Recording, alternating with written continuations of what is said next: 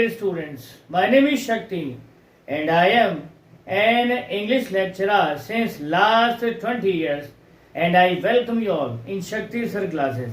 In today's class, we will learn how to frame the negative sentences in present perfect continuous tense. If you are new on our channel and if you like the video, subscribe the channel and press the bell icon so that you can get the notifications of our videos firstly. So without wasting a single second, let's get on to the topic, the framing of negative sentences. तो firstly हम एक बार दोबारा से देख लेते हैं कि present perfect continuous tense की पहचान क्या होती है। तो इसकी पहचान होती है हिंदी वाक्यों के अंत में, हिंदी वाक्यों के अंत में से रहा है, से रही है, से रहे हैं, से रहा हूं और से रही हूं आते हैं। ये 5 ही इसकी बेसिक पहचान है और इसी से हम लोग पता लगाते हैं कि ये दरअसल परफेक्ट कंटिन्यूअस टेंस है। अब बात कर लेते हैं इसके नेगेटिव के सेंटेंस मेकिंग फॉर्मूले की। तो फॉर्मूला है हमारा, सबसे पहले सब्जेक्ट आ ही जाएगा। सब्जेक्ट के बाद में हमको लगानी है हेल्पिंग वर्ब हैज या हैव। अगर सब्जेक्ट सिंगुलर है तो हैज का इस्तेमाल करेंगे और अगर सब्जेक्ट प्लूरल है तो हैव का इस्तेमाल करेंगे। उसके बाद हमको लगा देना है नॉट, उसके बाद हमको लगाना है बीन, बीन के बाद मेन वर्ब की फर्स्ट फॉर्म और उसमें हमको ऐड करना है आईएनजी। उसके बाद सेंटेंस में अगर कोई प्रीपोजिशन वर्ड दिया गया है तो उसको हम ऐड कर देंगे और अगर दिया हुआ नहीं है तो उसे हटा देंगे। उसके बाद हमको लगाना है ऑब्जेक्ट और ऑब्जेक्ट के बाद में हमको इस्तेमाल करना है सिंस और फॉर और उसके बाद हम वो टाइम पॉइंट वहां ऐड कर देंगे, समय ऐड कर देंगे जो कि सेंटेंस में दिया हुआ है। अगेन मैंने यहाँ पर 9 सब्जेक्ट्स लिख दिए हैं। इन 9 सब्जेक्ट्स के ऊपर ही पूरी ग्रामर का ताना बाना बुना गया है। अभी ये जो 9 सब्जेक्ट्स हैं ये अपने सब्जेक्टिव फॉर्मेट में है और ये जो इट तक है ये कहलाते हैं प्रोनाउंस। तो ये कभी अपने सब्जेक्टिव केस में, कभी ऑब्जेक्टिव केस में, कभी पॉजिटिव केस में और कभी रिफ्लेक्सिव केस में इस्तेमाल होते रहते हैं। तो पूरी की पूरी इंग्लिश ग्रामर इनके अंदर ही है, इससे बाहर कुछ भी नहीं है। प्रैक्टिस के लिए हमने कुछ वर्ब की फॉर्म्स वहां पर लिख दी है आईएनजी ऐड करके। मेन वर्ब की फर्स्ट फॉर्म में हमने यहाँ पर आईएनजी को ऐड कर दिया है। चलिए शुरू करते हैं बिना खेल के देरी किए। तो सबसे पहले हम लोग एक सिंपल सेंटेंस ड्राफ्ट कर लेते हैं। तो मेरा सजेशन आप लोगों को यही है कि सबसे पहले आप लोग सिंपल सेंटेंस को फ्रेम करना सीखिए और जब आपकी कमांड बहुत अच्छी हो जाए सेंटेंस फ्रेमिंग के ऊपर तब आप अपने सेंटेंस फ्रेमिंग को, सेंटेंस मेकिंग को रिचर और रिचेस्ट बनाते जाइए। सीधे कॉम्प्लेक्स सेंटेंस में मत पढ़िए क्योंकि ऐसी कंडीशन में आप कंफ्यूज हो सकते हैं सेंटेंस मेकिंग को लेकर के, क्योंकि 3 तरह के सेंटेंस होते हैं सेंटेंस मेकिंग में, सिंपल, कंपाउंड और कॉम्प्लेक्स। तो आपको पहले सिंपल सेंटेंस फ्रेम करने हैं और सिंपल सेंटेंस से ही पहले सारा का सारा जो ग्रामर का रूल्स है, रेगुलेशन है, नॉर्म्स है वो समझने हैं। उसके बाद हम जो है रिच और रिचर जो है प्रैक्टिस करते चले जाएंगे। तो सबसे पहले हम एक सिंपल सेंटेंस फ्रेम कर लेते हैं और उसको जो है कन्वर्ट करेंगे इंग्लिश के अंदर। तो हिंदी में एक सिंपल सेंटेंस हम बना लेते हैं। तो सब्जेक्ट है हमारा आई, तो हम एक सिंपल सेंटेंस फ्रेम कर रहे हैं। मैं कई सालों से, मैं कई सालों से, मैं कई सालों से गांव नहीं जा रहा हूं।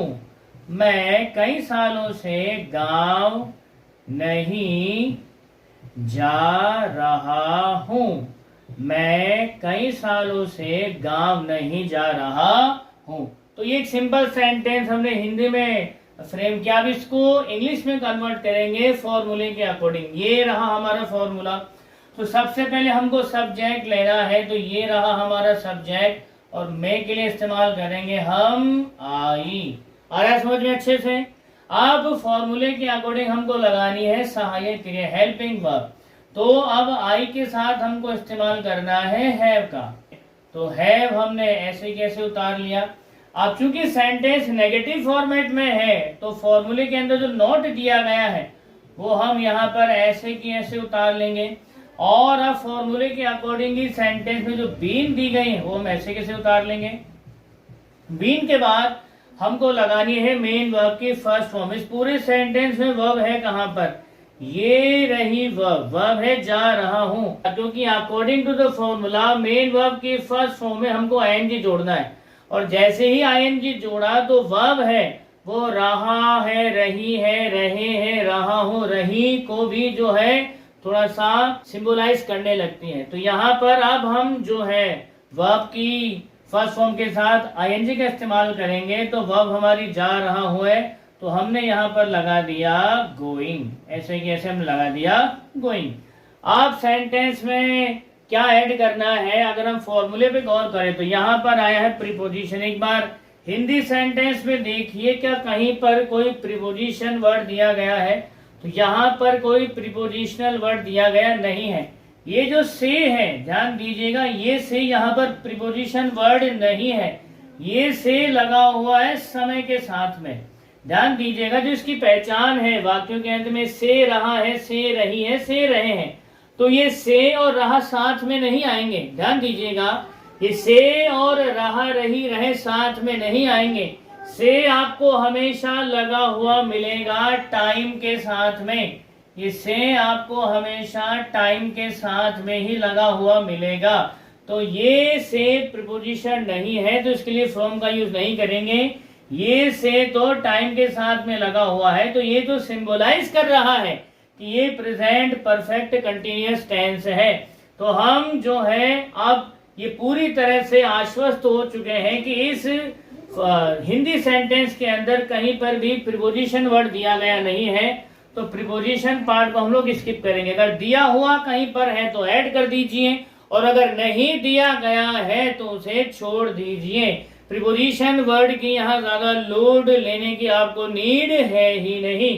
प्रीपोजिशन के बाद में अब हमारा है ऑब्जेक्ट। तो ऑब्जेक्ट क्या है, ये रहा हमारा ऑब्जेक्ट गांव। तो यहाँ पर हमने विलेज को ऐसे कैसे ऐड किया, तो अब तक हमारा सेंटेंस बनता है I have not been going village, I have not been going village. अब उसके बाद में सिंस और फॉर का हमको इस्तेमाल करना है, क्योंकि ऑब्जेक्ट तक हमारा क्लियर हो चुका है। अब सिंस फॉर और टाइम का इस्तेमाल हमको करना है। तो एक बार सेंटेंस में देख लेते हैं कि जो समय दिया गया है कई सालों से, ये कौन से समय के अंदर कैटेगराइज होता है। क्या ये निश्चित समय बिंदु है, या ये एक रैंडम गेसिंग टाइम है, या ये एक रैंडम टाइम है।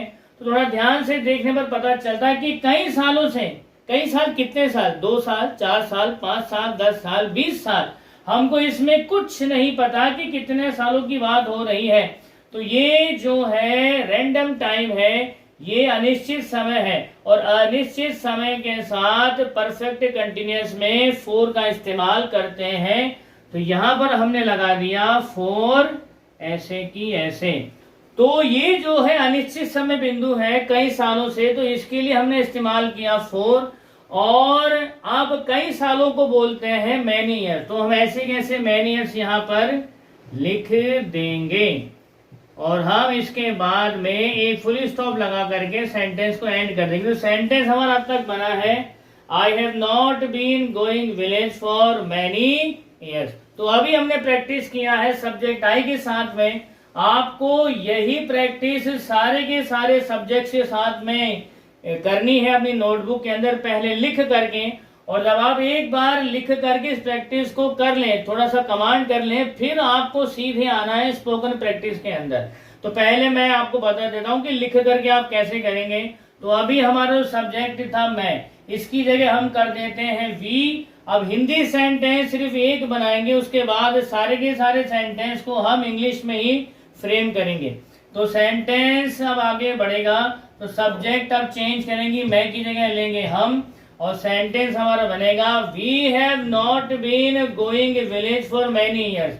अब सब्जेक्ट हमारा यू होगा, सेंटेंस वही रहेगा, तो सेंटेंस हमारा बनेगा you have not been going village for many years. अब उसके बाद सब्जेक्ट हमारा दे है, तो सेंटेंस अब बन जाएगा they have not been going village for many years. उसके बाद अब हमारा अगला सब्जेक्ट है ही, और सेंटेंस हमारा बन जाएगा he has not been going village for many years. उसके बाद अगला सब्जेक्ट हमारा शी है, तो सेंटेंस बन जाएगा she has not been going village for many years. अगला हमारा सब्जेक्ट है इट, तो सेंटेंस हमारा बन जाएगा it has not been going village for many years. अगला हमारा सब्जेक्ट है राम, तो सेंटेंस हमारा बन जाएगा Ram has not been going village for many years. अगला हमारा सब्जेक्ट है बॉयज, तो सेंटेंस हमारा बन जाएगा boys have not been going village for many years. तो पहले इस तरह से हम लोग एक सेंटेंस हिंदी में ड्राफ्ट कर लेंगे और उसी सेंटेंस के सब्जेक्ट्स को बदल बदल करके हम पहले लिख करके और फिर बोल करके प्रैक्टिस करेंगे। जब ये हमारी प्रैक्टिस हो जाए, फिर जितनी वर्ब्स आपको चाहिए, जितनी वर्ब्स आप प्रैक्टिस करना चाहते हैं, अपनी चॉइस की वर्ब्स लीजिए, ताकि आपका स्पोकन का खुद का एक स्टाइल डेवलप हो सके, और उन वर्ब्स को लेकर के आप स्पोकन की प्रैक्टिस करें, चाहे पहले लिखने की प्रैक्टिस करें, कंप्लीटली डिपेंड्स ऑन यू। तो अब उन वर्ब्स को लेकर के आप प्रैक्टिस करोगे। यहाँ पर मैंने कुछ वर्ब्स दे रखी है, तो इन वर्ब्स को लेकर के हम जो फटाफट एक स्पोकन की प्रैक्टिस कर लेते हैं, ताकि आपको भी आइडिया हो जाए कि कैसे करनी है। तो हमारा अगला सब्जेक्ट है आई, वर्ब है हमारी कमिंग, तो सेंटेंस हमारा ड्राफ्ट होगा। अब हम सीधा इंग्लिश में ही सेंटेंस बनाएंगे, हिंदी का इस्तेमाल नहीं करेंगे। तो सेंटेंस हमारा बनेगा I have not been coming to school for many days. अगला हमारा सब्जेक्ट है वी, और वर्ब है हमारी गोइंग, तो सेंटेंस हमारा बनेगा we have not been going to office for many days. अगला हमारा सब्जेक्ट है यू, और वर्ब है हमारी विजिटिंग, तो सेंटेंस हमारा ड्राफ्ट होगा you have not been visiting, you have not been visiting Delhi for many years. अगला हमारा सब्जेक्ट है दे, और वर्ब है हमारी लिविंग, तो सेंटेंस हमारा बनेगा they have not been living in Jaipur since last 10 years. अगला हमारा सब्जेक्ट है ही, वर्ब है हमारी रीडिंग, तो सब्जेक्ट के अकॉर्डिंग सेंटेंस ड्राफ्ट कर लेते हैं he has not been reading in the classroom since last half an hour. अगला हमारा सब्जेक्ट है शी, वर्ब है हमारी टीचिंग, तो सेंटेंस हमारा बन जाएगा she has not been teaching to the students in the class since last an hour. अगला हमारा सब्जेक्ट है इट, वर्ब हमारी वापस कमिंग आ गई है, तो सेंटेंस हमारा ड्राफ्ट हो जाएगा it has not been coming to office since last Monday. अगला हमारा सब्जेक्ट है राम, वर्ब हम ले लेते हैं गोइंग, तो सेंटेंस हमारा ड्राफ्ट हो जाएगा Ram has not been going to visit his parents since last 3 years. अगला हमारा सब्जेक्ट है बॉयज, और हम वर्ब ले लेते हैं विजिटिंग, तो सेंटेंस हमारा बन जाएगा boys have not been visiting Agra and Delhi since last 6 months। So in this one way you have to practice, practice and practice। याद रखिए, अगर आपका कोई चीज भला कर सकती है तो वो खुद आप है और आपका अभ्यास है। टीचर्स और मेंटोर्स आपके जो है रास्ते में आपको गाइड कर सकते हैं, लेकिन at the end of the day आपको अपना जो रास्ता है वो बनाना खुद ही पड़ेगा। और ध्यान रखिए, there is no shortcut of success. Shortcut के चक्कर में मत पड़िए। अगर सच में ही कोई शॉर्टकट होता लैंग्वेज को सीखने का, तो शायद आज पूरी दुनिया बड़ी कमांड के साथ इंग्लिश बोल रही होती। लेकिन ये भी एक सच ही है कि इंग्लिश बहुत कम लोग बहुत कमांड के साथ बोल पाते हैं। उसका लॉजिक ये है कि वो सिस्टमेटिक पैटर्न को फॉलो करते हैं जिस पैटर्न में अंग्रेजी सीखी जानी चाहिए। तो आप भी अभ्यास पर भरोसा कीजिए, ना किसी शॉर्टकट या शॉर्ट ट्रिक पर। तो आज की क्लास में इतना ही। अगली क्लास में हम लोग प्रेजेंट परफेक्ट कंटिन्यूअस के इंटरोगेटिव सेंटेंस फ्रेमिंग को लेकर के हाजिर होंगे। तब तक आप खुश रहिए, मुस्कुराते रहिए। जय हिंद, जय भारत, वंदे मातरम।